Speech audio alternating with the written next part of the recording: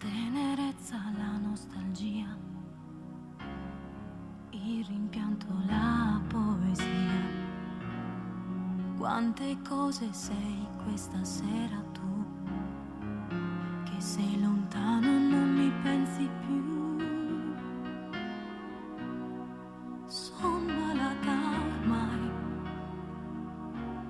ma non mi importa di guarire, sai, il dolore più sublime, quello che mi fa soffrire sempre, sempre, quasi fino a diventare niente, illudendomi di scegliere le parole di una scena che è la stessa da sempre, sempre, quasi fino a diventare niente, solo amore se amore, questo buio a cui non ci si abitua mai, questa luce nell'anima che nessuno può comprendere all'infuori di te,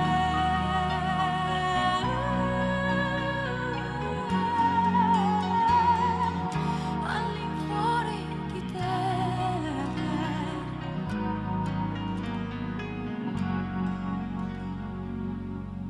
Ti scrivo da una camera nella semioscurità, da cui posso commuovermi di nascosto al mondo, al quale ormai mi sento estranea nel profondo. L'immenso è il suo contrario,